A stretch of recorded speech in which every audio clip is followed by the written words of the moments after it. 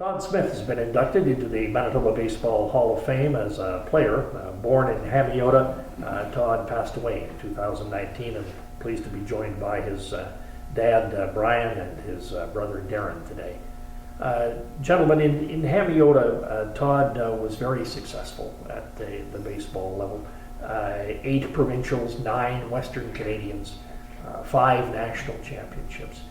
Tell me about Todd as a player to begin with. Describe how he played, what you thought perhaps his strengths were. Well, you start with the younger age. I started him, and yeah, very easy to coach. Darren and Todd played on the same team for years, and we started them all, so that's where they got their start. Did you do a lot of teaching with him, or was it just something that came natural? We had a whole bunch of really eager kids, and yeah, they were very easy to coach, very easy to teach. We often spent 6, 7, 8 hours on the field. I just remember there's a little diamond next to the horse barns or whatever, and we would be out there all day, and they would often leave, go somewhere, I don't know, bar maybe or whatever, and then come back, and we were still playing. They would coach us, teach us a few things, and then we would play and work on things. And yeah, I don't know, 2, 3, 4, 5 years we did that probably when we were younger. So by the time we were 12, we had a pretty good grasp of the game by then. So I'm going to ask the rather obvious question here. Was there a sibling rivalry here? No, it was not really, because I knew Todd was better. When we were younger, I played all over. Todd, where did he play usually? Did he play short? Yep. Played shortstop most of the time. I mean, I know he did when he got young or older for sure. Younger, yeah, same. He could play anywhere. Yeah, but he could play anywhere. Yeah, but no, I don't remember any rivalry when we were younger. It was more about just winning. The thing is, hustle, lots of hustle, lots of life, and how many are out? Remember the batters. Mm-hmm. Where did he hit last time? If he did hit, keep that in your head. And if it's hit to me, what do I do with it? So it's already in your head before it's even done. Mm-hmm. Yeah. Like that's when they were kids. Yeah. And that obviously stood him in good stead because he was on Team Manitoba in 1989 and at the Canada Summer Games. Mm-hmm. That was quite an achievement. What do you recall from that? Well, I remember we had both tried out for the team, and it was easy to see that he was one of the better players and stood out and fully deserved that honor.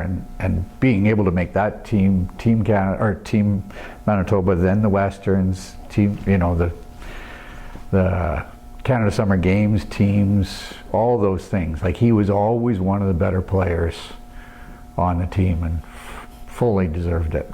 Judging from what you've told me already about him and the atmosphere he was growing up and the coaching, Brian, that you gave him, obviously his attitude to the game was what I would call a very gung-ho attitude. Very, very motivated, lots of hustle. Yeah, but I think there was a difference between me where my emotions came out more. He was always calm. I don't remember ever him getting angry. Like he maybe struck out, maybe made an error, but it never bothered him. He just kept going and going and going, and I think that was the difference. He was right. It was motivation. We were playing provincials right out here, and Todd was struggling on short. And that would be about 11 or 12. Yeah. And he was struggling, so I pulled him out. And my manager said, "Why? We need him." And I said, "He's struggling, let him relax." So when the game was over and everybody left, he came to me and he says, "Can you get the bag of balls?" And I said, "Yeah, hit me some grounders." I just hit him grounders left and right, and I said, "Just throw it against the screen and I'll pick it up and hit again." I kept asking him, "Have you had enough? Have you had enough?" I'll bet I hit him 300 balls. That's amazing. And it continued. Like we ended up playing in college together down the States, and it was the same thing. Like we would be practicing 7 days a week, and he would be on the field early and staying late, and so yeah, it never ended. Yeah, they were playing with Grand Forks and got to go to the World Series in Montgomery, Alabama. Wow. That's amazing. Yeah, that was. Did you happen He to was go? a pitcher. Oh yes. Yeah, and that was one of my the memories that I remember was our conference tournament. We lost, and so we thought our season was done. And our coach called us as we were having our team party and saying we had practice the next day. And we thought, what's going on? And it turned out the NCAA said we get to go to the regionals. And at regionals, we were not expected to win because we were kind of an at-large bid. And we ended up beating the top two teams. And the final out was him.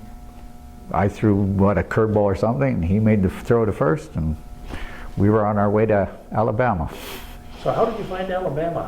That's a pretty huge step up. Oh, it was, well, and the thing with UND was, at that time we were Division II. We had only, UND had only made the regionals, I think once, maybe twice before. So they had never gotten to the College World Series ever before. So that was an achievement in itself. And then both of our games, we should have won both of them and ended up losing to the #1 team in the country, and should have. He was the closer. And down there, the team that won it the year before, they had to play them the first game. And I walked around behind their fans, and their starting pitcher, they knocked him out. He brought in his, like down in the States, you have your starters, and then you have your in-between men, and your finishers. Well, he brought in his second line pitcher. They got rid of him. He brought in the third. And the fans were saying, what's our coach doing? And I just sat there and laughed. I said, he did his homework. Look out for those northern boys. And Todd was one of the leadoff hitters, and just 2 weeks prior to that, he had fouled off a ball into his eye and couldn't see for almost 2 weeks. He had just recovered before we had gone down there. So yeah, he did well considering the situation. Carried some of that Hamiota baseball. Yeah, well that was it. He was always, that was it. There wasn't much that would stop him. No. So. Trying to throw a fastball by somebody from Hamiota is like trying to throw a pork chop past a wolf. Yeah. Yep. He was probably one of the guys that I also played baseball with, Vinny Eastman from Verdun. We often said Todd was probably the hardest hitter to throw to because you couldn't. His strike zone was smaller and he knew it where it was and he hit anything that was in there. So yeah, it was tough. He had when the gold eyes first got into the league in Winnipeg, he was the last player cut. And Gladden and Glenna Scott were there, and Dallas, my brother Dallas, played with Bruins. He was there. How in the hell did they cut him? But the coach, that was Hines, and they had their favorites.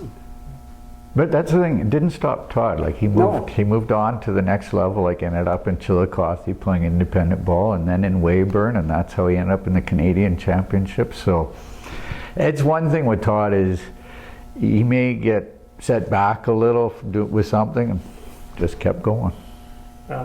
Different coaches see different players different ways. Oh yes. And sometimes they make mistakes because of that. Yeah.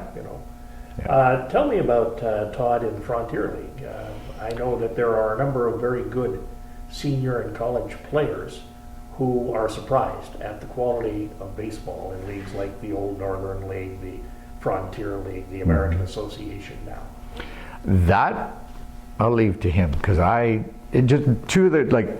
and there was another guy, Mark Tangen from our UND team that went down there with him, and I never did go down to watch any of it, and he really got a kick out of it. Down left field, they had a bunch of hot tubs out there, and everybody drinking beer and cheering for the team. And then after the game, he couldn't believe it, down first baseline. They had to go and sign autographs.